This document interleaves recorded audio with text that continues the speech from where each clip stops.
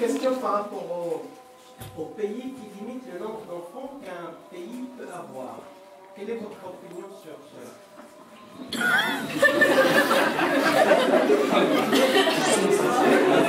Alors, troisième règle. Quand quelqu'un pose une question, ne critique pas, c'est pas rigolo. Chaque question est bonne à poser parce que derrière peut-être il y aura des réponses dont on ne s'attend pas. C'est vite fait. Comme ça on respecte chacun et les questions de chacun. Il y a des niveaux, différents niveaux, il y en a qui connaissent bien l'islam, qui ne le connaissent pas. On pose des questions, le docteur est là pour répondre. Comme ça on laisse libre cours. Bismillah ar-Rahman ar-Rahim. Vous m'entendez tous bien là ou il faut parler plus fort? Ça va comme ça? Vous m'entendez au fond? Très bien. Merci d'être aussi nombreux là. Il y a différentes façons de passer un samedi soir, manifestement. Il y a une façon halal. Et donc on est dans un samedi soir halal. Alhamdulillah. C'est une bonne question en fait. Parce que j'ai en passant fait la remarque sur la Chine, sur le fait que la Chine, vous le savez, pour des questions de démographie, permet un enfant et uniquement un enfant parce que la progression démographique n'était pas maîtrisée. Et à partir de là, il y a quelque chose que l'on a vu en Afrique qui s'appelle tous les programmes de planning familial. Le planning familial, c'est en fonction de la pauvreté d'un pays, en fonction de la situation sociale et économique, socio-économique, le fait de pouvoir déterminer la limitation des enfants. Et là, ça a eu des réponses parmi les musulmans qui ont été tout à fait contradictoires, et en particulier à la conférence des populations au Caire, où on a vu des pays musulmans, majoritairement musulmans, l'Arabie Saoudite faire alliance avec le Vatican pour dire non, on ne peut pas entrer dans cette démarche-là. Les raisons n'étaient pas tout à fait claires parce que le Vatican, de tradition catholique romaine, s'oppose au planning familial parce qu'en fait, on s'oppose à la contraception. Or, l'islam ne s'oppose pas à la contraception en tant que telle.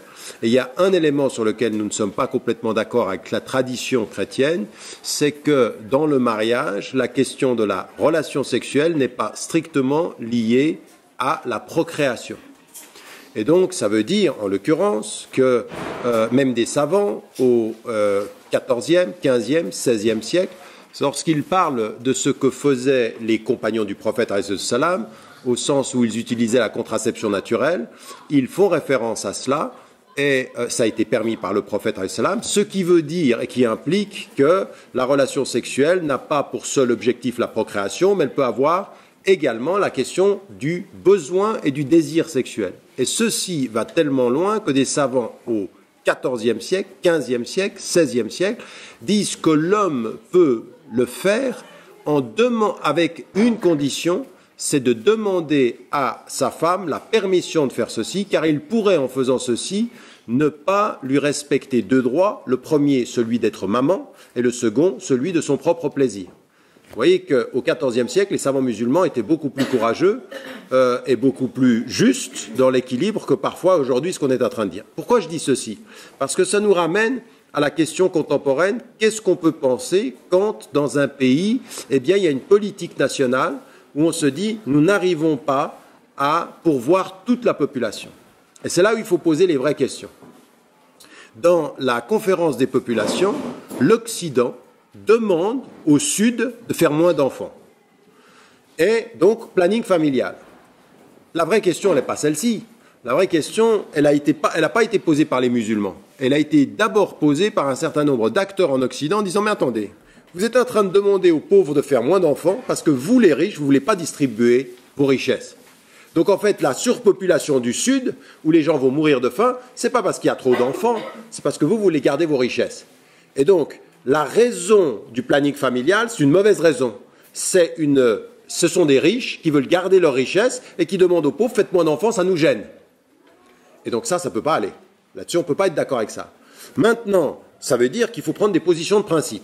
Le premier principe, sur n'importe quelle question, c'est la justice, c'est-à-dire la juste distribution des biens et ce qu'on appelle dans les relations nord-sud, les termes de l'échange. On ne peut pas demander à des paysans de travailler, de leur acheter à 3 francs, prenons les francs suisses, 3 francs suisses ce qu'ils produisent, de les vendre à 150 francs suisses en Occident, de faire de l'argent, et puis de leur dire, vous faites trop d'enfants, c'est pour ça que vous êtes pauvres. Non, on est pauvres parce que vous nous exploitez. Donc on commence par ceci. Maintenant, s'il se trouve que dans un pays donné, au vu des circonstances, on est dans une situation où on doit penser un planning familial, où il y a des situations de pauvreté endémiques, de situations qui ne peuvent pas se sortir sans une régulation, rien n'interdit à un État, voire de pouvoir gérer le planning familial. C'est tellement vrai que entre un homme et une femme dans un couple, selon les enfants que l'on a, on peut gérer le moment du fait d'avoir un enfant, soit par la contraception naturelle, soit par la contraception, en fonction des besoins et des ressources que l'on a. Pourquoi? Parce que le bien-être de l'enfant, la justice par rapport à ses enfants, le fait de son éducation sont des conditions sine qua non. On ne fait pas des enfants comme ça sans se poser de questions. Mais donc, on ne fait pas des enfants sans se poser de questions, mais on se pose des questions quand on nous dit « vous faites plus d'enfants ». On dit « quelle est la raison ?» C'est votre injustice ou c'est la justice?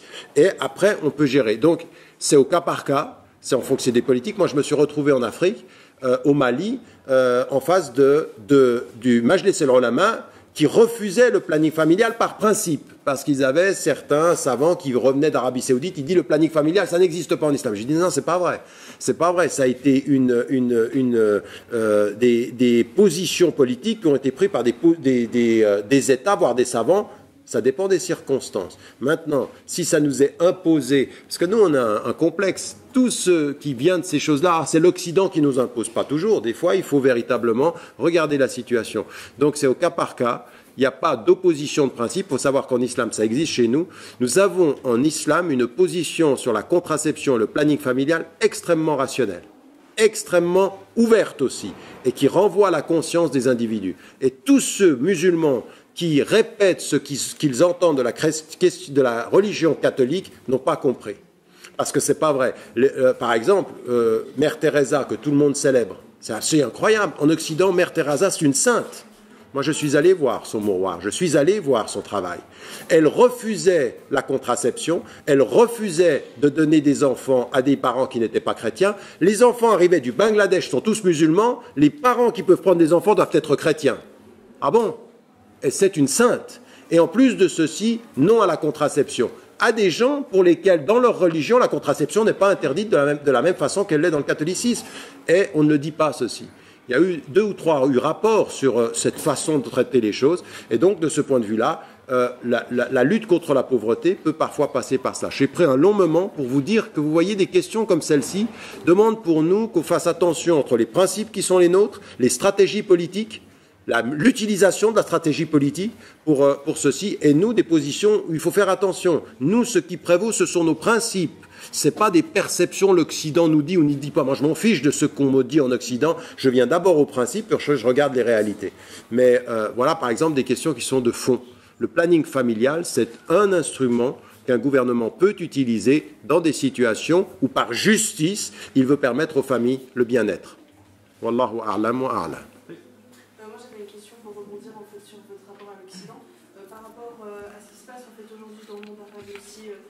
En Europe et aux États-Unis, il y a un courant en fait, de pensée qui commence vraiment à partir très loin. C'est un courant plutôt qui se nomme conspirationniste, complotiste en fait. Et je voulais savoir en fait quelle était la limite entre l'esprit critique face aux informations qu'on reçoit des médias dominants et par rapport justement à ce qu'on pourrait considérer comme étant de la manipulation ou de la conspiration carrément. Donc quelle est en fait la ligne qui va de l'un à l'autre?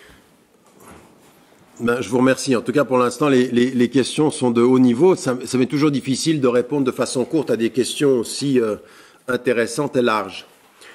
Je vais vous dire une chose. Wali a'ouzou billah. Prenez pour 2 minutes, vous essayez de vous dire, si je devais agir contre les musulmans aujourd'hui, qu'est-ce qu'il faut toucher chez les musulmans?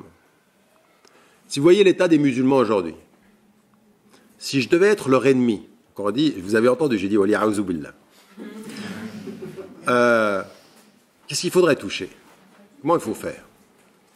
Et il y a deux choses sur lesquelles nous sommes très faibles et très mauvais. Le premier élément, c'est que nous sommes des émotifs. Et que nous confondons la spiritualité qui doit donner de la lucidité. Vous savez, quand vous lisez dans le Coran, il y a des signes dans leur visage, sur leur face, par leur prosternation. Al-Zahir, c'est la tâche, qui est un signe, et que personne ne va critiquer, sauf quand c'est certains de nos dirigeants qui l'apportent. J'ai quelques doutes. Mais c'est pas ça. Simahum fi wujuhihim, il y a al-Zahir wa min l'autre dimension, qui est la dimension de la lumière qui sort de leur face. Et ça, c'est la lucidité de la spiritualité, c'est une lumière, c'est pas de prendre les choses en surface comme ceci. Et nous, on confond cette lumière, min al-basira, c'est al-basira, c'est ce regard de l'intérieur. La ta'mal absar walakin ta'mal qulub allati fi as-sudur. C'est pas les yeux qui deviennent aveugles, c'est nos cœurs. Et nous, on confond cette spiritualité de la lucidité avec l'émotivité. Vous voulez toucher les musulmans aujourd'hui, on a un tel sentiment d'être attaqué de partout qu'on est très très émotif, très très émotif. Et dès qu'il y a quelqu'un qui vient vers nous et qui est un peu gentil avec nous, on a certains sociologues, là des fois ils disent des choses senties sur l'islam, ils disent, il s'est converti. Pourquoi dès qu'il y a quelqu'un qui dit d'une autre religion quelque chose de gentil chez nous, on a cette tendance-là? C'est parce qu'on n'est pas assuré de nos principes, on est un peu émotif et réactif. Ça, c'est un premier élément. Et le deuxième élément, par rapport à ça, c'est que on est toujours dans le soupçon. C'est l'autre face du doute. Ouais. Un de mes cheikhs en Égypte, j'ai toujours raconté cette histoire-là, il me prend une fois un papier comme ça. Maintenant, c'est un cheikh dont je reconnais le savoir islamique, dont je ne reconnais pas du tout la posture politique. Mais c'est autre chose. Il y a parfois des cheikhs qui sont très savants, mais pas toujours honnêtes avec leur savoir. Enfin bref. Et il me fait un cercle. Et il me dit, le problème avec les musulmans, c'est que tu leur montres un cercle. Je lui dis, qu'est-ce que c'est ça? Puis le type, il te regarde, il dit, enta mal'oun, enta. Qu'est-ce que... Non, tu lui dis, non, écoute-toi, c'est un cercle. D'accord? Tu commences pas à... Et nous, on est dans une espèce d'intelligence qui n'a pas les moyens, qui n'a pas les faits, mais qui suppose des stratégies. C'est le versant de l'émotif. L'émotif n'a pas la raison qui étudie, il a l'émotion qui donne des impressions. Et à partir de l'impression, il suppose et il se croit intelligent parce qu'il suppose plus que ce qui est. Nous, ça, c'est nos deux faiblesses. En Égypte, dans les récents événements, ceux qui ont pris le pouvoir de l'armée ont compris comment il fallait faire avec ceux qui étaient au pouvoir. Certains d'entre eux se sont approchés d'eux en leur disant « On va à la mosquée, on va prier ensemble. » « Aïwa, Niya Saleha, naïf. » Ça fait 60 ans qu'on fait la même erreur. Que quelqu'un vous fait croire qu'il est dans la... Et donc on tombe dans l'émotivité. Et ensuite, les grandes conspirations. Et c'est là où vous devez être, vous tous, à un moment donné, s'il y a quelque chose que la foi doit vous donner, c'est deux choses. La première des choses, c'est de s'appuyer sur les faits. Ya ayyuhalladhina amanu idha ja'akum fasiqun binaba'in fatabayyanu. Quand quelqu'un vient, un pervers vient avec une information, fatabayyanu. Ça veut dire quoi? Ça veut dire que vous vérifiez vos sources. C'est arrivé au prophète, quelqu'un lui a menti. Vérifiez vos sources. Ne travaillez pas sur les impressions. Et ça veut dire quoi, vérifier vos sources? Ça veut dire cessez d'être dans l'émotif et soyez dans l'analyse. Ça ne veut pas dire que vous n'allez pas vous tromper. Mais la première erreur qui va forcément être de se tromper, c'est d'être un émotif avec les faits. Mais avec les faits, parfois, on peut se tromper, mais déjà, on analyse. Et la deuxième des choses, c'est de cesser ces conspirations tout le temps. Alors, moi, j'ai toujours été le premier à dire, quelqu'un qui vient vers moi me dire qu'il n'y a pas de conspiration, c'est un conspirateur. Oui? C'est-à-dire que de venir nous dire, par exemple, moi je lui dis, écoutez, moi je condamne ce qui s'est passé le 11 septembre, mais je veux une enquête indépendante. Qu'on trouve un passeport intact en plein milieu de débris avec des choses qui étaient calcinées et il est intact, elle dit, attends, il y a un problème. Le type, c'est un imbécile qui a laissé le passeport. Ou alors, c'est un passeport qu'on a trouvé qui a été mis après. Comme l'autre idiot qui laisse sa voiture dans le parking avec toutes les instructions du pilotage en arabe quand tous les cours sont donnés en anglais. Oui? Je dis, moi j'aimerais qu'on m'explique. Donc vous voyez, je ne vais pas jusqu'à dire qu'il n'y a pas des gens qui sont dans la conspiration et qui nous mentent. Mais je veux des faits. En disant, je ne prends de jugement que sur les faits, mais quand certains faits ne sont pas clairs, je questionne les faits. Vous voyez ce que je veux dire? C'est pour ça que ma position le 11 septembre, c'est je condamne ce qui a été fait, mais j'ai des questions sur ce qui a été fait et par qui ça a été fait. Pourquoi ça a été fait? Et ça, c'est une position intellectuelle que vous devez tous avoir. Et ça, c'est exactement ce qui vous est dit dans le Coran. Faites attention, il y a des gens qui vont venir vous dire des choses, et si vous ne faites tabayyanu an tusibu qawman bi jahala, jahala c'est quoi? C'est l'ignorance. Vous n'avez pas vérifié.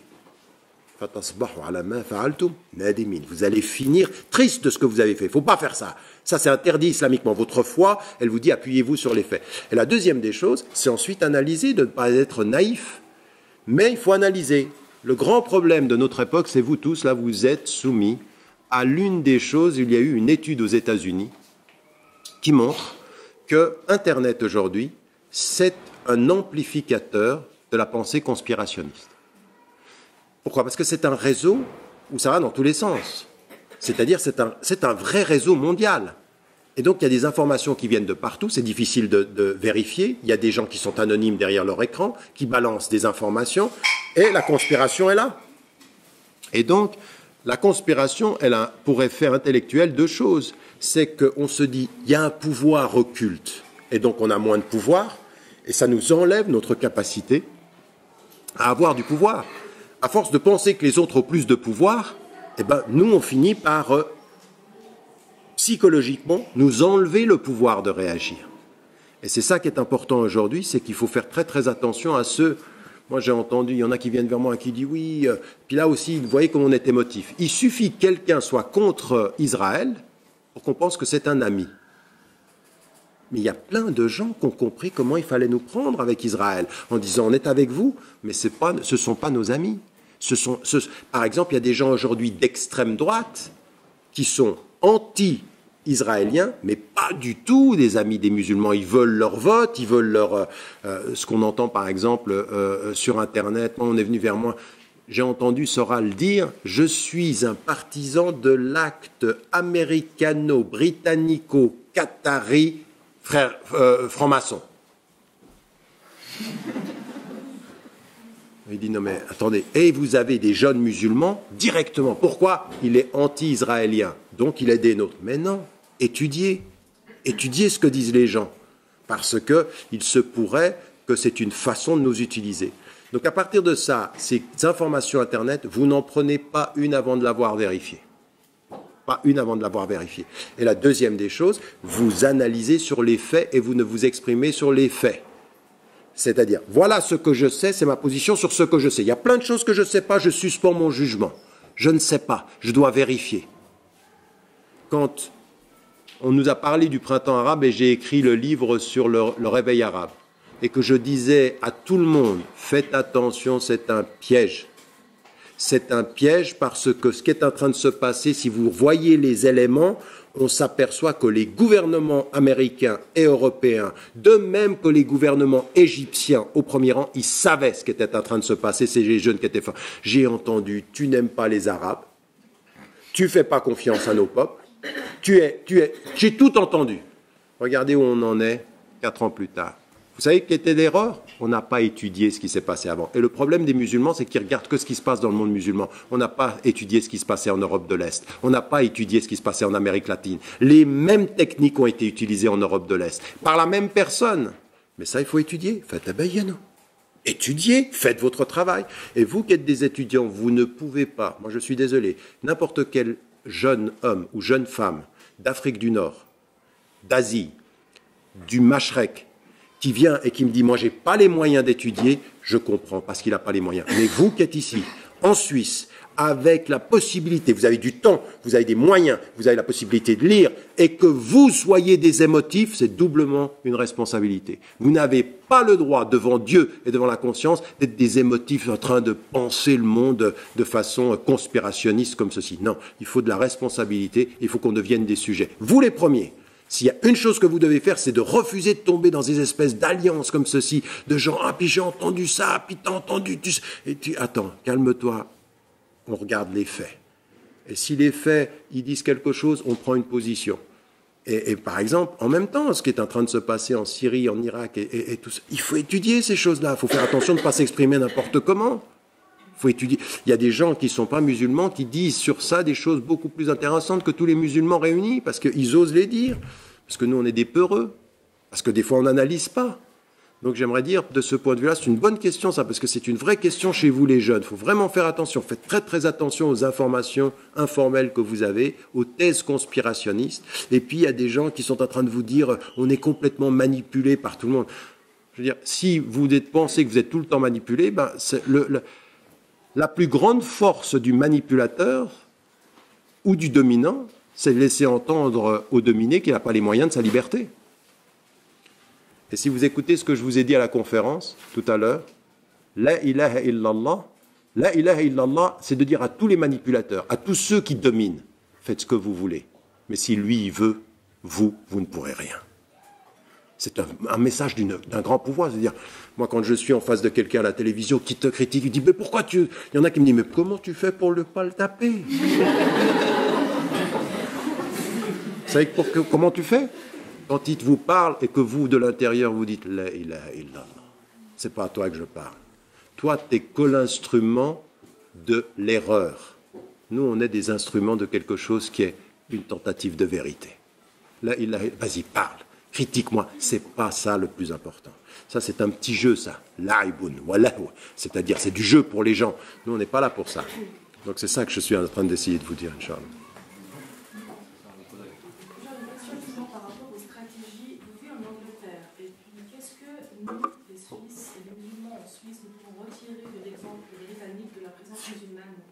Au-delà de l'histoire de la présence musulmane qui est plus ancienne en Angleterre, et au-delà aussi du fait que l'Angleterre s'est impliquée beaucoup plus ouverte, qu'est-ce que nous, les musulmans ici en Suisse, on peut retirer de l'exemple britannique et aussi un peu l'exemple américain pour en faire des stratégies futiles, plutôt d'affirmation et non plus de défensive en fait? Ça aussi c'est une bonne question, parce que ça aussi on doit le faire. Nous devons, et vous les jeunes générations, vous devez étudier ce qui se passe à l'étranger, parce que c'est vrai que les deux pays qui sont en avance quant à la présence musulmane, en fait il y en a 3 en Europe, les 3 pays qui sont en avance, c'est l'Angleterre, la France et la Belgique. Ils sont en avance parce que la présence fut... En Allemagne, la présence a aussi commencé tôt, mais il y avait un problème en Allemagne, c'est qu'il n'y avait pas le droit du sol, c'est-à-dire le droit du sang. On pouvait avoir la nationalité que très très tard. Et les Turcs ont toujours pensé, souvent dans leur présence, qu'ils retourneraient, et c'est très très récemment maintenant qu'ils s'installent avec l'idée de rester. Mais il faut étudier ce qui se passe ailleurs. Et puis les États-Unis, c'est la même chose. Il y a un certain nombre de choses qui sont des constantes. C'est-à-dire qu'on passe par 3 étapes. J'avais écrit un livre qui s'appelait « Les musulmans d'Occident et l'avenir de l'islam ». Et dans les musulmans d'Occident, je faisais ce travail-là, transversalement, de ces différents pays, en disant, il y a 3 étapes. La première des choses, les musulmans sont venus, ils ont créé des mosquées, ils se sont installés, puis ensuite ils ont fait des associations plus spécifiques, étudiants, professionnels, etc. Et puis la 3e étape maintenant, ce ne sont plus des associations d'appartenance, mais des associations de projets. Solidarité, présence sociale, école, etc. Donc, on est dans la 3e étape. Ça, c'est dans les 3 pays qui sont en avance. En Angleterre, c'est le cas. En France, ça commence à devenir le cas du point de vue des écoles, mais on a déjà abordé d'autres. Et puis, de la même façon, aux États-Unis ou au Canada. Donc, on est dans une phase historique comme ceci, où en Suisse, on est en train d'atteindre... la Suisse, du point de vue de sa population musulmane, est dans une progression arithmétique assez impressionnante. Vous savez qu'à un moment donné, sur 15 ans, la population musulmane a triplé, en particulier avec l'arrivée de nos frères et sœurs de Bosnie qui se sont installés. Ensuite, il y a maintenant les Albanais, les Kosovars, et puis il y a toute la présence maghrébine, la présence turque, et puis s'ajoutent maintenant des personnes qui arrivent aussi des pays dans lesquels il y a eu des situations, par exemple en Tunisie, comme en Syrie, etc. La Suisse a été un des pays modèles sur l'acceptation des exilés ou des réfugiés politiques de Libye ou de Tunisie pendant des années par rapport à d'autres pays. Donc on est dans une situation où ça va très vite. Là, il faut étudier ce qui est en train de se passer. Par exemple, vous voyez, tu dis très vite comme ceci, là, l'Angleterre est un pays plus ouvert. Faire très attention. L'Angleterre, par sa tradition culturelle, est plus ouverte à la pratique quotidienne. C'est-à-dire que quand vous êtes vous avez un foulard ou une tenue, ça ne les a jamais dérangés. Vous arrivez à l'aéroport de Heathrow, vous voyez des femmes avec le foulard, les cycles, il n'y a aucun problème.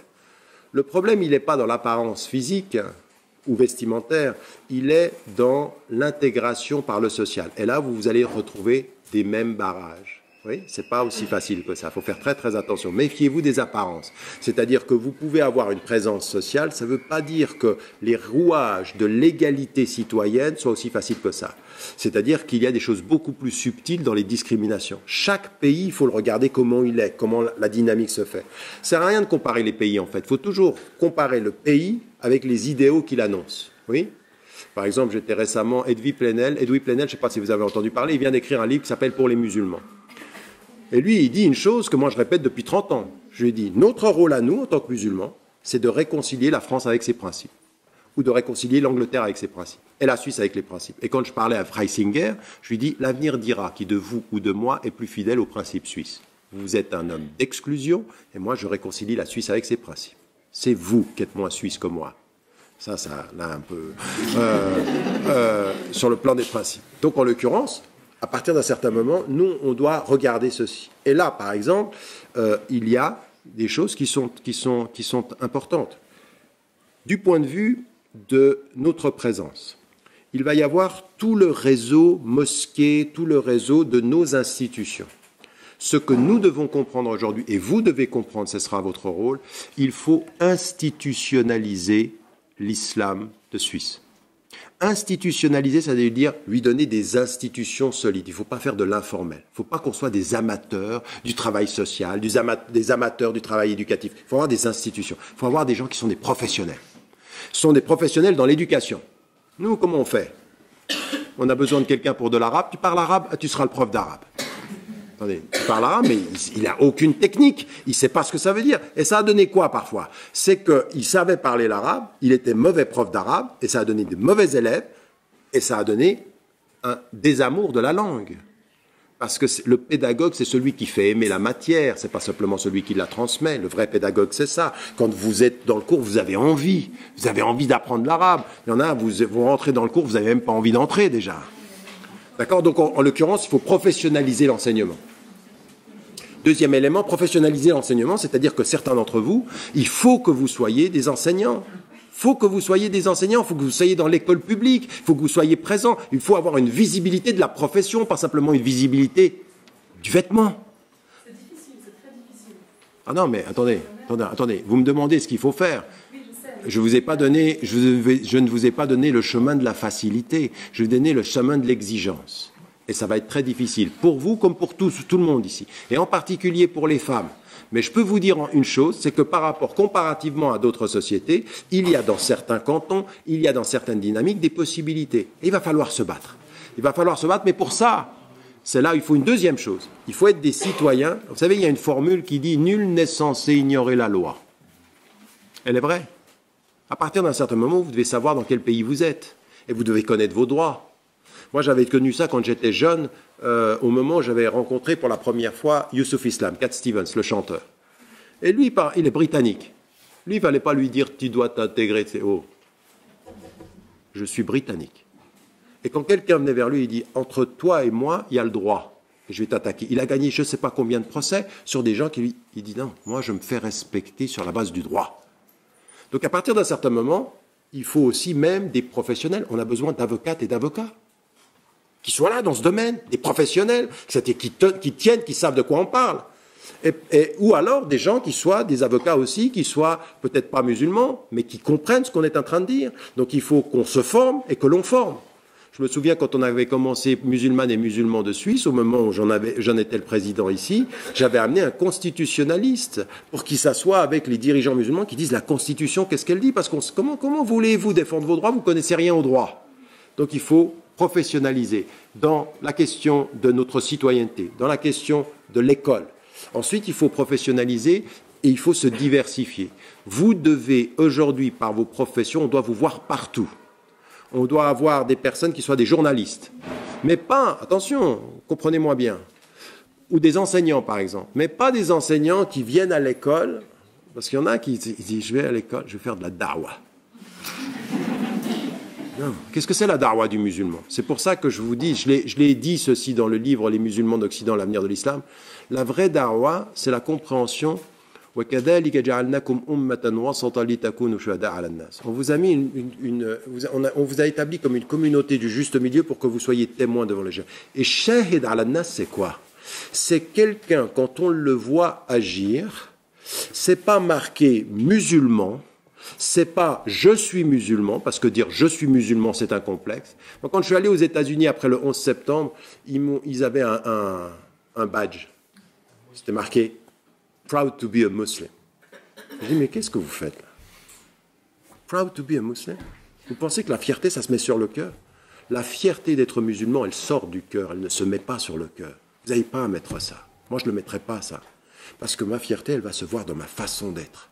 Parce que je deviens témoin de ce que je suis. Et quand on est enseignant, la meilleure da'wah, c'est ce que je vous disais tout à l'heure, c'est d'être un enseignant où je fais mon travail, où je donne ma matière, et je n'ai pas à jouer sur le fait de faire passer l'islam. Non, être un bon musulman, c'est le meilleur. Être un bon enseignant, c'est le meilleur moyen de transmettre le bon islam. C'est ça être. Et donc ça veut dire dans l'enseignement. Ensuite, comme journaliste, il ne faut pas devenir un journaliste pour défendre des intérêts musulmans. L'intérêt du musulman quand on est un journaliste, c'est de défendre la vérité. D'accord? Je n'ai pas fini. Une seconde. Donc là, de ce point de vue-là, il faut être dans ce lieu-là.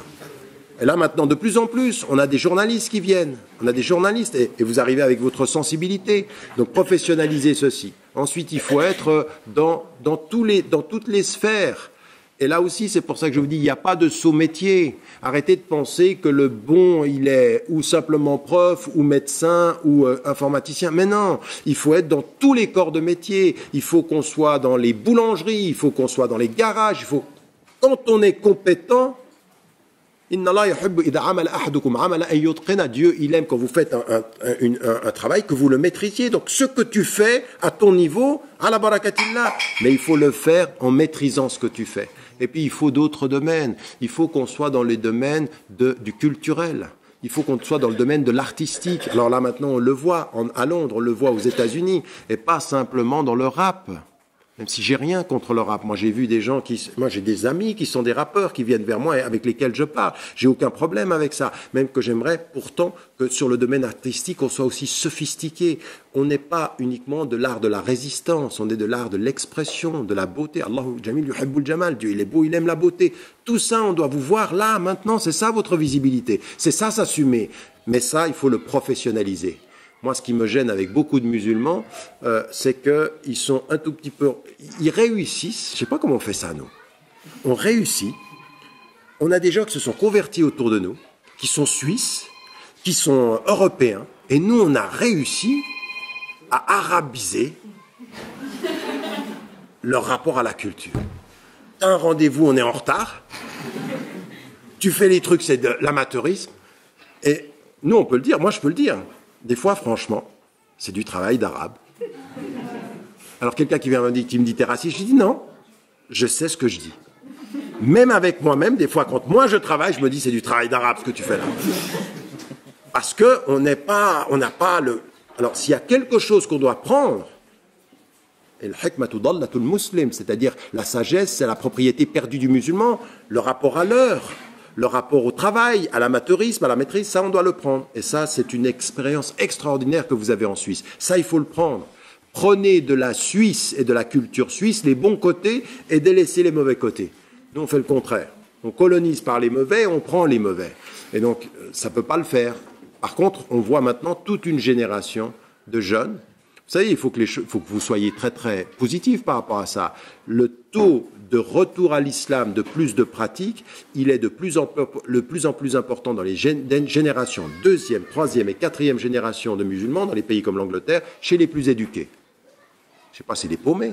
Tout ce qu'on nous a dit là, toutes les théories sociologiques, qu'on vient à la religion quand on n'a plus rien, hein, quand on est perdu, tout ça, ça ne marche pas. C'est parmi les plus éduqués. Donc faites ce travail-là, professionnaliser, institutionnaliser, c'est ça qu'on peut retirer de... Et puis il y a une autre chose, un dernier élément, qui est très important. Moi, je suis très impliqué sur la question des musulmans aux États-Unis.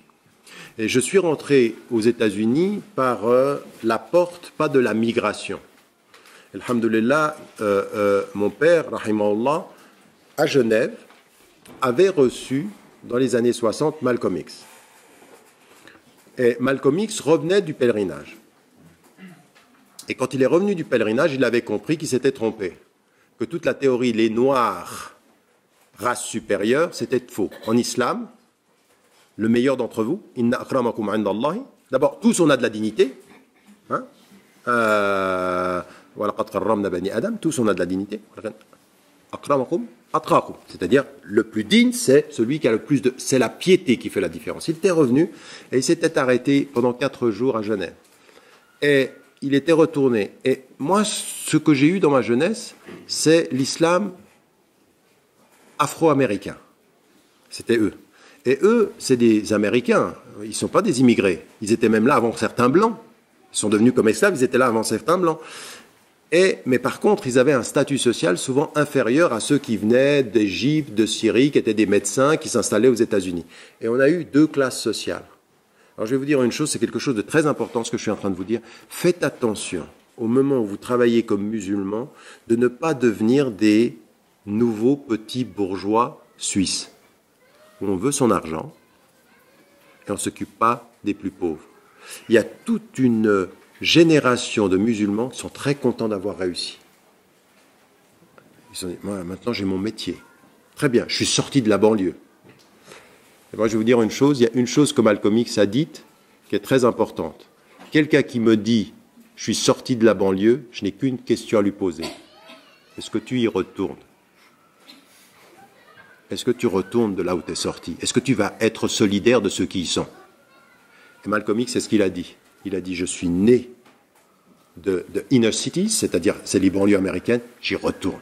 Et ça, c'est très important. C'est-à-dire qu'il ne faut pas que vous deveniez les petits Suisses musulmans qui ont réussi, qui se font respecter, mais qui ont perdu la solidarité, perdu le sens du sacrifice, perdu le sens de la justice. Parce que s'il y a une chose que vous devez comprendre, c'est que moi, je suis prof d'université maintenant. Mais le plus important, c'est pas ça. Le plus important, c'est que je suis là avec vous aujourd'hui et que je passe mon temps à voyager, à aller rencontrer des gens qui sont parfois sans travail, qui sont parfois... C'est ça, ma vie. Ma vie, c'est pas le prof d'université qui a réussi. Tout ça, c'est du pipeau devant Dieu. Je veux dire, hey, Oxford. C'est ça qui va me dire. Oxford, quoi? Oxford, c'est rien. Oxford, c'est un titre. Et on devient devant Dieu, je ne m'appelle pas professeur, devant Dieu, c'est Tariq, le cœur ou pas de cœur. Tu as été avec les gens sur le terrain, tu as été solidaire, tu as été avec les pauvres. Pourquoi le prophète, alayhi salam, qui a changé le monde, il se tourne vers Allah, il dit Allahumma nas'aluka hubbal masakin, on te demande d'aimer les pauvres, d'être aimé par les pauvres. C'est ça, la vie. Et on jeûne 1 mois par année pour ça. Est-ce qu'on est prêt à tester son rapport aux démunis? Donc vous, les Suisses, vous êtes en danger de vous installer dans le salaire, dans le métier et d'oublier ces choses-là. La pire des colonisations, elle n'est pas politique. La colonisation, la pire, c'est la colonisation de l'intelligence. C'est la colonisation du cœur. Si vous êtes colonisé par la culture de la réussite, eh bien vous êtes perdu. Mais si vous colonisez la Suisse par la référence de la justice et de la solidarité, alors vous êtes un atout pour la Suisse. Vous êtes la valeur ajoutée de la Suisse. La Suisse, elle n'a pas besoin de plus de banques. Elle a besoin de plus d'humanité. Et si vous êtes là, c'est pour ça. Vous êtes venu avec ce message-là.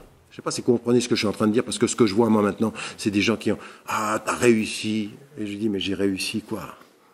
De quoi tu me parles ?» Et c'est le statut social.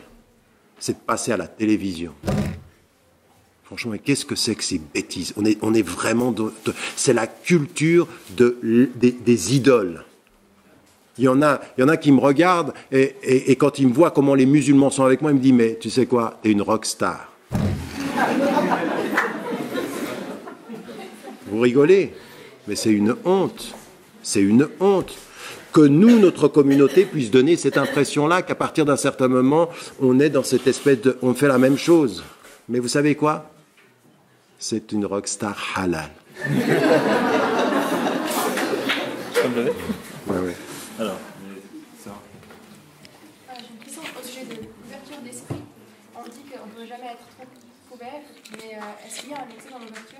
En particulier, par exemple, dans le domaine de l'art, dans les fréquentations, est-ce que je peux fréquenter n'importe qui en sachant que je connais mes bases et que j'aimerais connaître pour pouvoir servir plus tard, pour pouvoir analyser certaines choses? Ou bien, dans l'art, il y a certains ouvrages qui sont un peu suspicieux, un peu pernicieux comme ça, certains auteurs, mais qu'on aimerait quand même connaître pour expérimenter certaines choses qu'on ne peut pas faire. Et donc, est-ce qu'on peut avoir un excès dans l'ouverture? Ah oui, on peut avoir un excès dans Toujours, on peut avoir un excès dans l'ouverture. Mais ça, c'est une bonne question parce qu'elle renvoie à deux choses. Il y a des règles qui sont communes. Et on ne peut pas je répète souvent ceci, il y a longtemps, ça fait 30 ans, il y a un frère qui était venu vers moi, comme aujourd'hui, un samedi soir, et il me dit, moi, je veux dédier ma vie à la da'wa. Je dis, Masha'Allah. Il me dit, et comme ça, de but en blanc, il me dit, est-ce qu'on peut faire de la da'wa dans une boîte de nuit? Je dis, attends, il faut qu'on se mette d'accord. Dans la boîte de nuit, dans ce qui est, dans tout le contexte, ça, c'est un espace qui n'est pas propice. C'est pas là où on va. On peut faire la da'wa n'importe où, mais nous, on ne peut pas se trouver n'importe où. Nous, on ne peut pas. C'est pas là-dessus. C'est pas là. Parce qu'en même temps, il faut quand même se rendre compte d'une chose, c'est que le prophète, il a dit que Shaitan ou Shara, le diable travaille, et il attaque celui qui s'isole comme ça, qui va tout seul, qui croit qu'il est plus fort. C'est de l'arrogance, ça. Il dit, attends, moi, je sais mes bases, je vais aller dans la boîte de nuit, moi, je suis halal. Le haram autour de... C'est pas possible. C'est pas possible. À un moment donné, il faut se protéger. Donc, il y a des choses qu'on ne fait pas. Maintenant, il y a des choses qui sont plus subtiles que ça. Dans ce que tu dis, il y a la subtilité des choses. Et là, c'est là où il faut être honnête avec soi-même. C'est-à-dire qu'il faut savoir à quel moment on est vraiment protégé, à quel moment on est équipé pour pouvoir faire face à certaines choses. Et à quel moment on ne l'est pas. Et parmi nous, ici, il y en a qui sont plus protégés que d'autres. Il y en a qui sont plus forts spirituellement que d'autres. Ou plus protégés. D'abord, il faut éviter de faire les choses seules. C'est-à-dire que si toi, tu es une femme et que tu as des sœurs autour de toi, la discussion avec les autres, ça t'aide aussi à te protéger toi-même. Parce que parfois, on se sent trop fort quand on est seul. Mais les autres, ils disent, attention. Donc, il faut toujours avoir des équilibres. C'est pour ça que, et sorba dans la vie, avoir quelqu'un qui soit un frère, qui soit une sœur, en qui on ait confiance, avec qui on peut parler de ces choses-là, c'est très important. Parce que ça nous donne de la force, parce que dans la formulation verbale d'un sentiment lui donne une densité. Oui. Des fois, on a des choses qui sont confuses comme ceci, c'est quand on les dit qu'on commence à... Oui, surtout au niveau affectif et au niveau artistique. Verbaliser, c'est traduire. Et donc, ça donne plus de densité. Donc, il faut faire attention à ne pas être seul. Puis ensuite, à un moment donné, ben oui, il y a des fois des choses que l'on lit. Il ne faut pas commencer à faire semblant. Il y en a certains, ils lisent des choses. Ah, Auzubillah, et tourne. Il faut arrêter de faire les enfants à des moments. Bon, des fois, il y a Auzubillah, oui, des fois, il faut tourner. D'accord, on est bien d'accord. Mais des fois, il faut assumer, il ne faut pas faire semblant. D'accord. Il y en a certains, quand ils sont là, parfois, vous, quand je vous regarde là maintenant, on pourrait penser que certains d'entre vous, alors vous êtes des musulmans first class. Et puis dès qu'on sort d'ici, c'est moins comme ça. Ouais, d'accord. Et il y en a certains, ils sont 1000 fois plus musulmans avec une musulmane qu'ils le sont avec une non-musulmane. Ils sont comme s'ils étaient plus protégés avec une non-musulmane ou avec un non-musulman. Il ne faut pas jouer. Mais pour ne pas jouer, il faut s'équiper. Et à partir d'un certain moment, sur les questions de l'art, il y a des choses que l'on lit, après on apprend, il y a des choses dont on sait qu'il faut prendre des distances, il y a des choses où on se dit je suis suffisamment équipé pour pouvoir voir ceci, j'apprends de ceci. Parce que moi, même en philosophie, quand j'étudiais de la philosophie, ou en littérature française, des fois on lit des choses, ça descend très bas. Oui, tu ris, tu sais de quoi je parle. Donc en l'occurrence, à partir d'un certain moment, il faut s'équiper, il faut s'armer par rapport à ça, et puis il faut pas faire semblant. Faut pas jouer. Alors, il est 10h. Normalement, on devrait terminer maintenant. Allez, ça tourne vite. Alors, une dernière question, Charles. Je vais prendre 3 dernières questions ensemble et je les réponds ensemble. D'accord? Alors, une à droite, une à votre droite, une au centre et une à votre gauche. Puis c'est terminé. Trois doigts ici qui sont levés. Où? Il y a le frère qui est derrière. Il y a 2 frères qui sont derrière. Je disais juste ça pour te gêner. Vas-y, allez. Ici. Je suis membre d'une association que vous connaissez qui s'appelle Rénovo. On a une problématique qui est la suivante. On ne va pas se mentir, beaucoup de jeunes s'inscrivent dans cette association. Pourquoi? Pour accéder aux meilleures écoles, aux grandes écoles. Et nous, ce qu'on voudrait, c'est comment les sensibiliser au mieux à l'engagement et au sacrifice. Comment est-ce que plus tard, avec leurs compétences, ils vont pouvoir les utiliser au mieux pour la communauté, pour la société en général. D'accord. Ok, je reprends. Question. Deuxième. Et puis troisième question. Tu dois dire au milieu. Merci. Vu qu'aujourd'hui on parlait de famille, s'il vous plaît, vous pouvez faire une petite liste d'obligations de l'homme par rapport à la femme. Une petite liste. Vous entendre les obligations de l'homme. Les hommes, vous sortez par là après.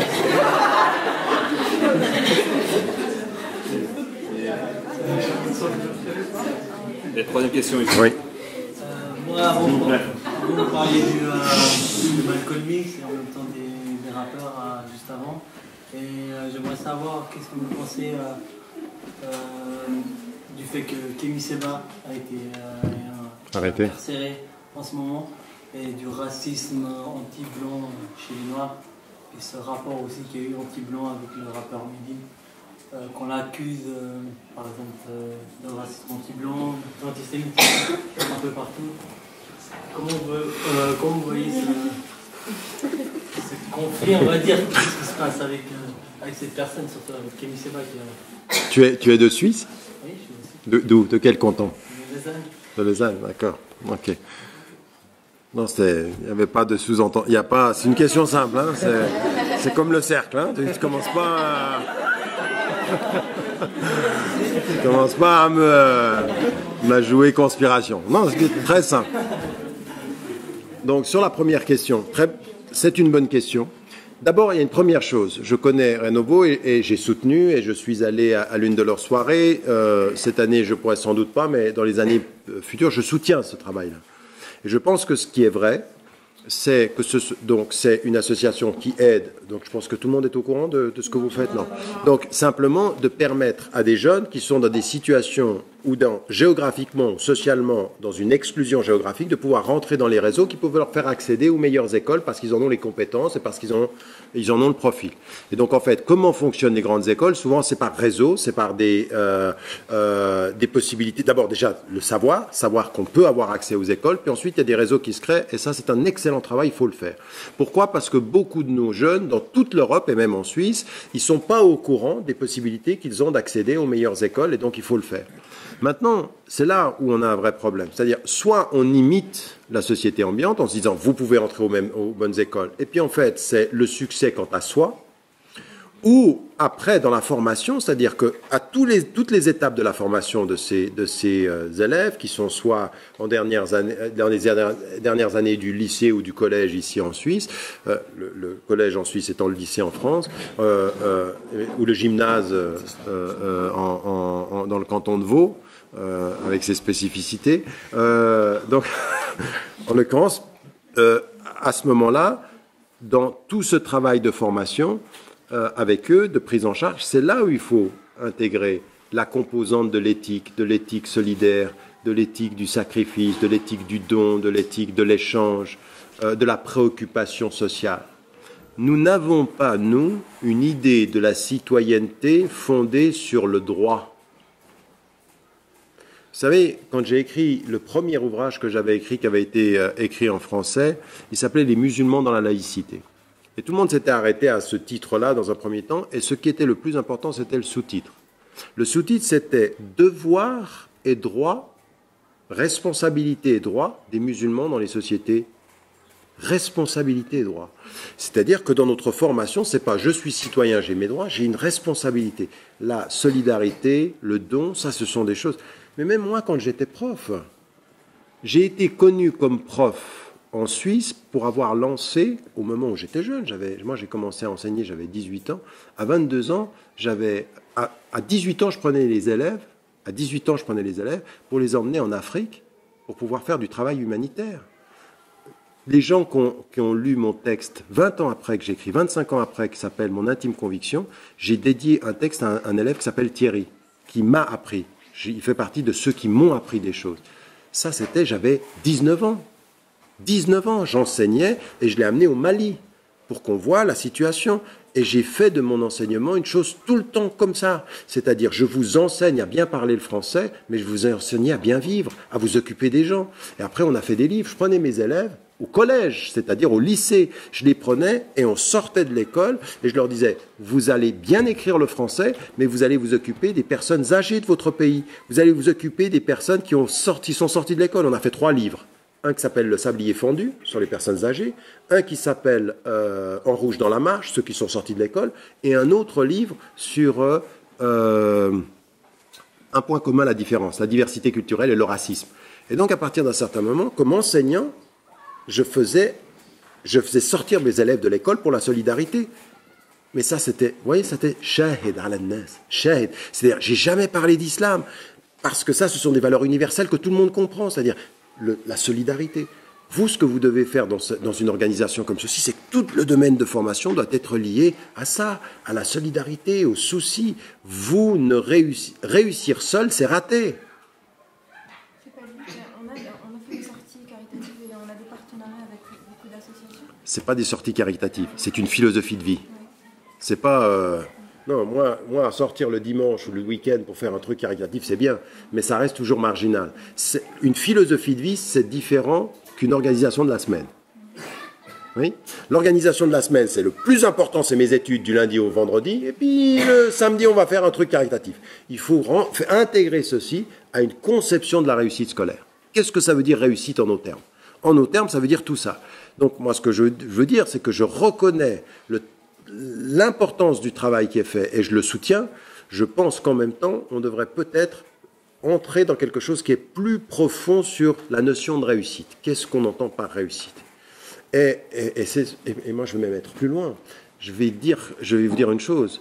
Le fait de faire rentrer nos jeunes dans les plus grandes écoles avec cette philosophie de la vie, c'est une valeur ajoutée pour l'école. Oui, vous voyez ce que je veux dire, on change quelque chose dans l'école. Donc moi j'irais dans ce sens-là. Donc si vous voulez, la reconnaissance de ce travail, c'est vraiment du bon travail. Je pense que c'est très important. Je pense qu'il faut qu'on y ajoute une autre dimension, mais comme philosophie de vie, pas comme activité dans la vie. Là, sur votre question, une petite liste sur les droits, mais ça serait une très longue liste. Ce qu'on entend pendant les sermons, il n'y a pas beaucoup. C'est vrai. Mais vous savez, non, mais simplement une chose. Sur la question de la relation homme-femme, je m'occupe d'un centre que je dirige aujourd'hui qui s'appelle le Centre sur la législation islamique et l'éthique. Et l'un des domaines, on travaille sur 11 domaines. L'un des domaines, c'est la relation. J'ai refusé de l'appeler la question des femmes, comme aujourd'hui et je l'appelle la question des hommes et des femmes. Ce qui est en anglais est la question du genre, que certains ne comprennent pas. Ils ont compris que la question du genre, le gender studies, en anglais, ne veut pas dire la question du genre au sens où elle est débattue en France aujourd'hui. Ça, c'est une réduction de gens qui ont... voilà, c'est la théorie des gens, où les gens ont une connaissance relative de l'anglais. Mais Et à partir de ceci, moi, ce qui m'intéressait, dans le sens exactement de ce que vous dites, c'est de dire, à partir d'un certain moment, parmi les principaux problèmes que nous avons aujourd'hui, c'est pas la question des femmes, c'est effectivement souvent la question du masculin. Dans nos sociétés contemporaines, le masculin de la tradition a complètement perdu ses repères. Et ça veut dire que de ce point de vue-là, sur la présence, sur la question d'autorité, sur la question du travail, il y a un vrai problème masculin aujourd'hui. J'en ai parlé ce matin ou cet après-midi, mais on peut aller même plus loin. Et c'est pour ça que je refuse systématiquement de réduire la relation entre un homme et une femme à une série de droits et de devoirs. Non, mais comprenez ce que je veux dire. Non, mais j'essaye de vous donner le fond de la question. Même si il y a des droits et des devoirs. Mais je ne commence pas par ça. Je commence par dire et par mettre en évidence que dans une relation entre un homme et une femme et un homme, du point de vue de la question islamique, il y a une chose qui est importante. La première des choses, c'est de bien comprendre ce que le prophète a dit quand il a dit Shatruddin, c'est-à-dire que le mariage, c'est la moitié de votre religion. Et la moitié de votre religion, ça veut dire qu'en fait, accomplir sa religion, la vivre complètement, vous savez ce que j'ai dit par rapport aux parents en disant que ça faisait partie de ça, eh bien c'est la même chose avec sa femme, c'est la même chose avec son mari. Et que ce qu'une femme doit trouver en un homme et ce qu'un homme doit trouver en une femme, en plus de l'amour, il faut se marier dans la foi, mais il faut se marier dans l'amour. Et la majorité des savants ont reconnu qu'avant d'établir un couple, le fait de se connaître avant, dans les limites de ce qui est permis, est une nécessité, et à plus forte raison aujourd'hui. Moi, j'ai trop vu de gens qui me disent « Ah, c'est un très très bon musulman, ça va le faire ». Non, ça ne le fait pas toujours. Parce qu'il faut se connaître, parce qu'il y a quelque chose. Il faut d'abord, un des droits de la femme sur l'homme comme de l'homme sur la femme, c'est donner de l'espace au cœur, donner de l'espace à l'amour. Le deuxième élément qui est important, c'est quelque chose qu'on trouve dans le Coran. Et moi, je vais vous dire, on l'a répété suffisamment aujourd'hui, j'arrive à mes 52 ans. Ouais. Donc la vieillesse est là, et c'est dans le versant qui descend doucement. Merci. L'autre dit. J'allais faire comme ça, lui fait comme ça. Allahu alam, c'est peut-être vrai, peut-être que la fin est proche. Alors, non, mais c'était de l'humour. C'est de l'humour halal. Donc en l'occurrence, j'avais pas très bien compris. J'avais lu et je le citais.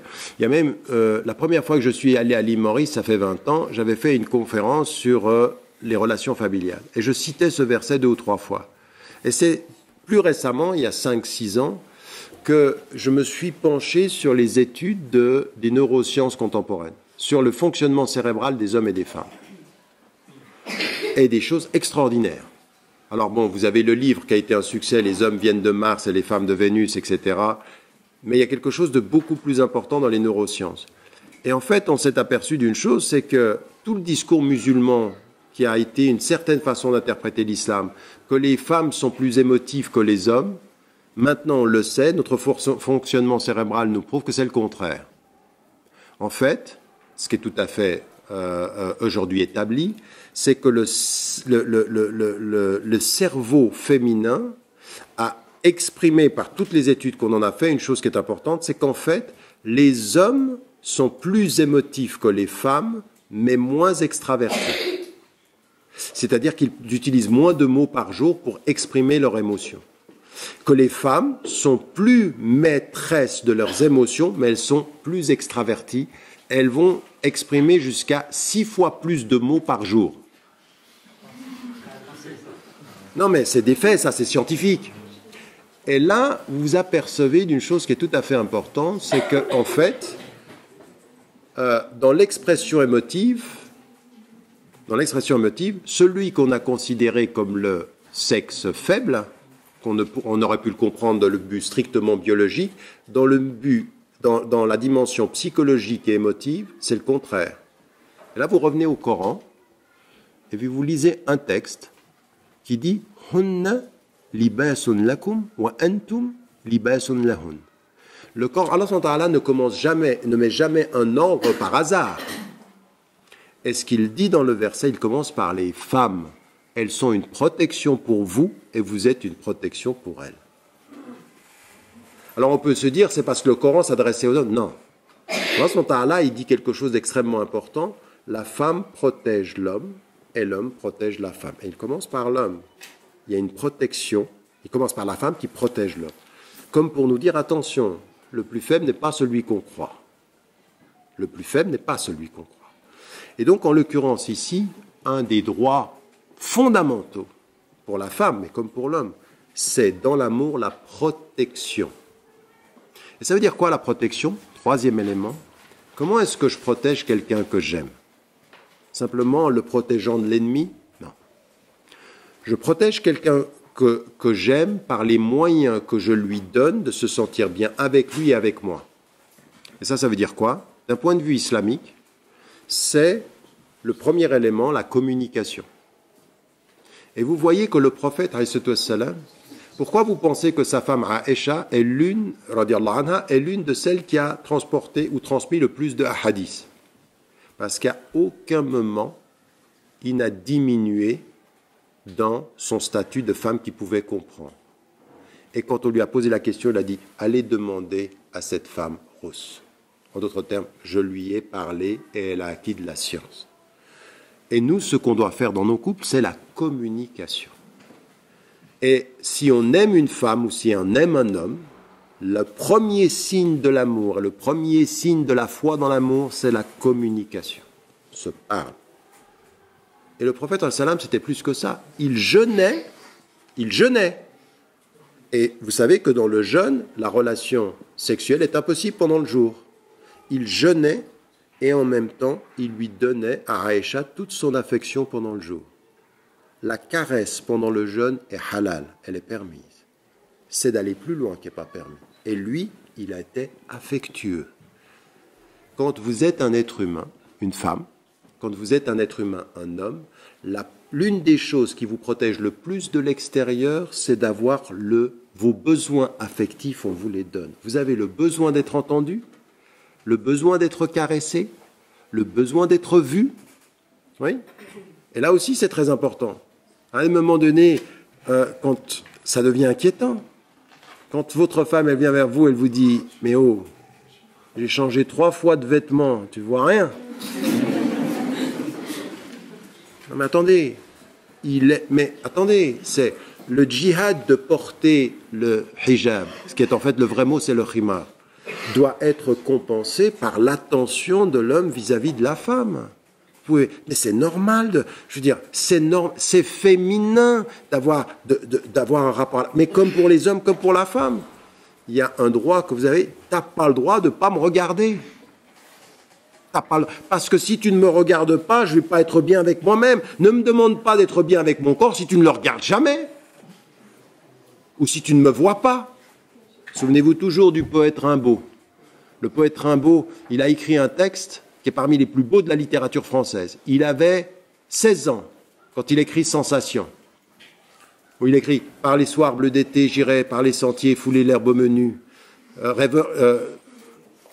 Par les soirs bleus d'été, j'irai par les sentiers fouler l'herbe. Je ne parlerai pas, je ne penserai rien, et l'amour infini me montera dans l'âme, et j'irai loin, bien loin, comme un bohémien, par la nature, heureux comme avec une femme. » C'est ce garçon-là, à 16 ans, qui dit « J'irai dans la nature tout seul, mais je serai heureux comme avec une femme. » Elle n'était pas là, la femme. Et il en a souffert. Et il écrit ailleurs « Ceux que j'ai rencontrés ne m'ont peut-être pas vu. » En d'autres termes, ils ne me voient pas. Et nous, on a des couples musulmans. On a l'impression qu'il y a un homme et une femme, ils ne se voient pas. Les devoirs et les droits de l'homme par rapport à la femme et inversement, se voir et communiquer. Parce qu'on ne peut pas être protégé à l'extérieur si on n'est pas embelli à l'intérieur. Et la question de la séduction, la question de la beauté, la question du physique et de l'affectif, dedans, c'est plus que halal. C'est halal au carré. Il faut le vivre au carré à l'intérieur. Vous voyez ce que je veux dire? Non, mais c'est important parce que c'est comme ça qu'on équilibre. On va pas faire une communauté de frustrés. Parce qu'au bout du compte, on finit frustré. On fait semblant. Alors, tu parles, tout va bien. Tu fais semblant que tout va bien. Et quand tu fais semblant que tout va bien, ça va 2 fois mal. Parce que ça va pas du tout. Donc ça, ce sont des choses sur lesquelles il faut que... ça, c'est une chose, l'attention. Ensuite, la communication. Ensuite, l'élément, c'est même du point de vue financier. À aucun moment, quel que soit le statut de la femme, si elle ne travaille pas, moi, il y a des hommes, moi, je ne sais pas comment ils font. Ils travaillent, leur femme ne travaille pas, et systématiquement, pendant toute sa vie, la femme comprend que c'est son argent à lui. Mais jamais. Si à un moment donné, on est 2, et qu'à un moment donné, il faut faire le choix pour les enfants, l'argent que j'amène, c'est notre argent. L'argent que la femme amène, c'est le sien. Mais l'argent qu'amène, c'est le nôtre. Si seulement les musulmans avaient compris ce statut de la femme. Quand une femme entre dans une famille, elle ne perd jamais son nom de famille en islam. Elle garde son nom. Elle vient de quelque part, elle reste. Mais quand elle a de l'argent qui vient à elle, elle n'a même pas à demander à son mari de ce qu'elle peut en faire. C'est à elle. Par contre, le mari, quand il amène de l'argent, c'est aux 2. Mais il y a des maris, ils viennent avec leur argent et ils leur font sentir, eh oh, qui est-ce qui amène l'argent? Et ça, mais non, mais c'est vrai, parce qu'à un moment donné, ça fait des tensions. Mais là, faut pas rigoler avec ça. Faut pas faire semblant que l'argent est pas important. L'argent est déterminant dans les relations. Ça vous détruit des couples, ça détruit tout l'argent. Parce que et puis à un moment donné, ça devient quelque chose qui non, ça va pas. Et là, de ce point de vue-là, il faut de ce point de vue être là. Et puis l'autre élément, dernier élément, parce que je pourrais faire un séminaire de toute une année là-dessus. Il y a un autre élément, c'est aussi même par rapport au-delà de l'affectif, au-delà du travail, au-delà de l'intelligence et de la communication et de l'observation, c'est-à-dire de l'attention. Oui. Il faut dire ça aux gens des fois. Tu me dois de l'attention. Tu me dois ça. Si tu m'aimes, tu me dois ça. C'est un dû. De l'attention. Sois attentif. Le dernier élément, c'est aussi par rapport à la présence, c'est-à-dire que dans l'éducation et tout ceci, je le dis, l'un des grands problèmes aujourd'hui, c'est le syndrome du père absent, le père il n'est pas là dans l'éducation. Il faut que de ce point de vue-là, le père soit beaucoup plus présent et l'homme soit beaucoup plus présent dans tout ce qui va concerner la maison. La maison. Vous savez, le prophète alayhi kana fi khidmati ahli. Le prophète alayhi à la maison, il participait au ménage. La seule chose qui le faisait arrêter, c'est l'appel à la prière. Le prophète alayhi qui a changé le monde, il faisait... Moi, je sais pas, je vois des gens, aujourd'hui, encore de 2e génération, des garçons, ils ont été éduqués, ils mangent, c'est la fille qui prend et qui monte. Lui, il regarde la télévision, mais oh, demandez à mes enfants, moi, s'il y a un enfant qui faisait ça, moi, s'il y a un garçon qui ose rester assis pendant que sa sœur se lève, mais je vais demander à la sœur de s'asseoir, et lui, toi, tu vas tout faire. Ça n'existe pas, ça. Et le prophète, il a dit, n'importe lequel d'entre vous qui éduque une orpheline, il est comme ça avec moi au paradis.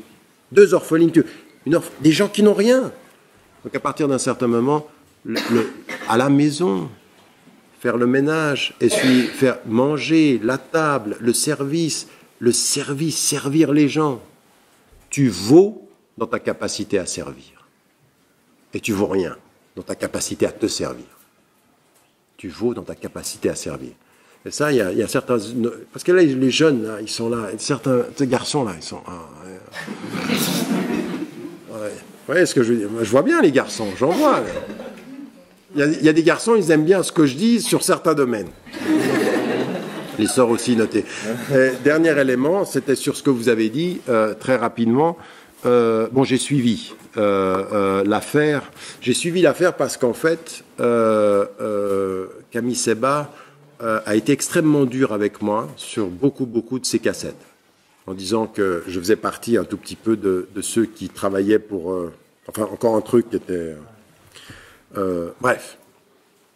Et à un moment donné, récemment, je partais au Sénégal, il a écrit un texte en disant qu'il gardait les mêmes opinions, mais qu'en l'occurrence, il avait un peu évolué, il demandait à me voir et je l'ai vu. Moi, j'ai un énorme problème avec l'obsession d'une cause. C'est-à-dire, à un moment donné, le racisme anti-noir prévaut sur tout le reste. Maintenant, il y a une chose sur laquelle les mouvements noirs, comme les mouvements de lutte contre le racisme, ont raison. Et là, vous tous ici, vous êtes impliqués par rapport à ça aussi. L'islam s'oppose de la façon la plus ferme au racisme, en disant, le meilleur d'entre vous est le plus pieux, ça veut dire c'est le cœur qui n'a pas de couleur. Donc, t'es blanc, t'es noir, t'es jaune, ça n'a pas de... Et même quelqu'un qui viendrait de se convertir, parce que ça aussi, on a un problème culturel, nous. Allez dire à des papas ou des mamans algériens, tunisiens, égyptiens, turcs, je veux me marier avec un converti. Elle dit, oh, ça va pas ou quoi?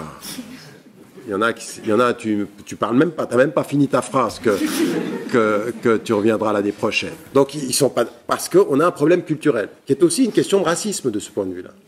Nous, il faut qu'on ait une position ferme. C'est-à-dire qu'aujourd'hui, le racisme, il faut lutter et il faut l'observer partout. Alors aujourd'hui, quand on est dans une situation en Occident, il y a un racisme qui s'est exprimé. Un racisme anti-noir, un racisme anti-arabe, un racisme anti-asiatique, un antisémitisme. Et là, moi, je l'ai écrit en 2001 dans un article du Monde. Par définition et par essence, l'islam s'oppose à l'antisémitisme. Nous, ils sont min ahl al-kitab. Je suis le plus dur avec l'État d'Israël, qui est un État terroriste, et avec le sionisme, qui est une idéologie raciste. Mais le juif, dans ce qu'il est juif, ne me trouvera jamais contre lui parce qu'il est juif. Et je me battrai en Occident contre tous les antisémites. Mais je ne laisserai jamais quelqu'un me dire, si tu es anti-israélien, tu es antisémite. Je dis non, je pense que les meilleurs des juifs sont ceux qui luttent contre le sionisme et sa politique aujourd'hui. Donc il faut qu'on distingue, il faut qu'on ait, voyez, on a des positions de principe. Donc on lutte contre tous les racismes. Et il y a un racisme qui est venu des populations blanches, mais attendez, pour ceux d'entre nous ici qui sont d'origine arabe, oui, qui sont d'Afrique du Nord ou qui sont d'Égypte et autres, il y a un racisme des Arabes vis-à-vis de couleurs, et en particulier vis-à-vis des Noirs. Moi, il y a un truc que je ne peux pas supporter. J'ai des amis en Afrique du Nord, comme en Égypte, ils disent, mais attends, mais comment tu fais pour aller au Sénégal, en Côte d'Ivoire? Parce que moi, je suis un ami de ces pays-là. J'y suis tout le temps. Je suis dans tous les pays d'Afrique noire, en l'occurrence. Et je ne peux pas supporter le racisme de certains Arabes. Et là, à l'intérieur de la communauté, c'est pas possible. Par exemple, aux États-Unis, vous avez 2 conventions des musulmans, le même jour, dans la même ville, un pour les Noirs et l'autre pour les immigrés arabes. Et tout le monde dit, on est pour l'unité. Ah, c'est bien, c'est l'unité entre nous. Mais il y a un racisme de ce point de vue-là.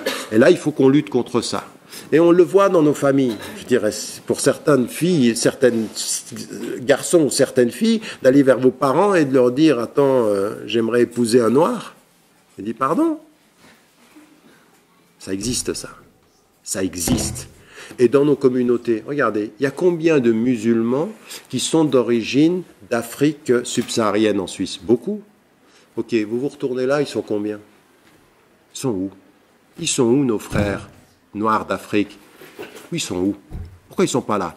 Parce qu'on a établi dans notre communauté des divisions. Et en plus, vous regardez, entre les Turcs et entre les Bosniaques et nous, il y a des choses qui ne sont pas acceptables. On ne peut pas avoir des valeurs universelles et continuer à se retrouver contre nous, à quelques exceptions près. Il faut qu'on s'ouvre. Donc là, quand je regarde, c'est déjà, alhamdoulilah, on est dans la bonne voie, mais il faut aller plus loin. Donc de ce point de vue-là, il faut lutter contre ce racisme. Et puis il y a chez les Noirs aujourd'hui quelque chose qui se développe, c'est, moi quand j'étais au Sénégal, il y en a un qui me dit, vous êtes un raciste arabe. Je dis non, mais attendez, c'est le contraire là qui est en train de se passer. C'est-à-dire qu'il est à un moment donné, il ne supporte plus les Arabes. Parce que c'est vrai que dans l'histoire, on ne peut pas nier, il y a eu de l'esclavage blanc, mais il y a eu de l'esclavage arabe. Les Arabes ont été des esclavagistes. Historiquement, ça existait, donc on ne peut pas l'admettre ça. Donc il faut qu'on soit juste avec tout le monde, mais qu'on ne fasse pas la cause des Noirs au-delà de tout. Et c'est ça qui me gêne avec certains de ces courants-là, c'est qu'à un moment donné, on a un prisme comme ceci unique, et il n'y a que ça qui compte. Alors certains, c'est contre les Arabes, les autres c'est contre les Noirs, et je pense que non, et je pense qu'il faut qu'on soit universaliste dans nos luttes, et c'est là que ça me gêne. Alors je ne sais pas pourquoi il est en prison, je n'ai pas suivi ces détails-là. Médine, c'est quelqu'un que je connais personnellement et de très très proche, qui suit mes enseignements et avec lequel on a beaucoup discuté. C'est loin d'être un raciste, c'est pas quelqu'un qui a l'esprit fermé, il est plutôt dans l'ouverture, lui, depuis plusieurs années maintenant, et donc c'est pas un procès que je lui ferai. Par contre, ceux qui sont en train de me dire le seul vrai combat, c'est la lutte contre le racisme anti-noir, je lui dis non. Moi, le seul vrai combat que je connais, c'est la lutte contre tous les racismes à égalité. Je ne fais aucune hiérarchie en face des racismes, et ce que je dis, c'est que je vois trop de racisme parmi les musulmans. Beaucoup trop de racisme culturel, beaucoup trop de racisme en termes de couleur de peau.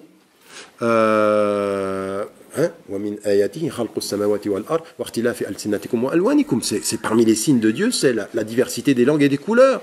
Et comment est-ce qu'on peut en arriver à ça? Et dans nos communautés, en particulier en Suisse, ceux qui doivent changer ça, c'est vous, c'est la deuxième génération. Il faut que vous commenciez à établir des liens avec des gens d'autres. Mais je ne sais pas, moi, vous allez en Afrique, vous avez peut-être aussi la possibilité de voyager. Moi, je prenais des jeunes. Il y a des jeunes que j'ai pris, ils n'ont rencontré des Africains qui vivaient autour d'eux, ils ne les voyaient pas. Mais il faut voyager, il faut pouvoir être en contact avec ces populations-là. Il faut rentrer en contact avec des gens d'autres cultures. Vous ne serez islamiquement universel que quand vous serez culturellement pluriel. Oui, vous ne serez islamiquement universel que quand vous serez culturellement pluriel. Est-ce que vous êtes vraiment pluriel ou vous êtes pluriel entre vous, toujours les mêmes personnes, hein, les gens de la même origine, qui se comprennent plus ou moins? Je suis désolé, il faut briser ça. faut briser ça. Moi, quand je vais aux États-Unis, j'ai pas uniquement envie de me retrouver avec ceux qui viennent de ma même trajectoire arabe, d'Égypte. Moi, j'ai envie d'être avec des Noirs, j'ai envie d'être avec des gens qui viennent... Ça m'a donné tellement de richesse. J'ai passé je sais pas combien de mois de ma vie à être avec des gens qui étaient au Mali. Le Mali, pour moi, le Sénégal. Quand je suis allé à l'île Maurice avec ces divergences. Quand j'ai passé 3 semaines avec les Touaregs du Mali. Et ça m'a... Tout ce que vous écoutez ici, c'est pas uniquement les livres, hein. C'est le livre de la vie, c'est les gens, c'est la rencontre avec des gens, et c'est le seul moyen de sortir du racisme. Vous voulez ne pas être raciste, il faut lutter contre vos enfermements intellectuels et psychologiques. Wallahu a'lam wa a'la wa ahkam. Que Dieu vous aide, Inch'Allah.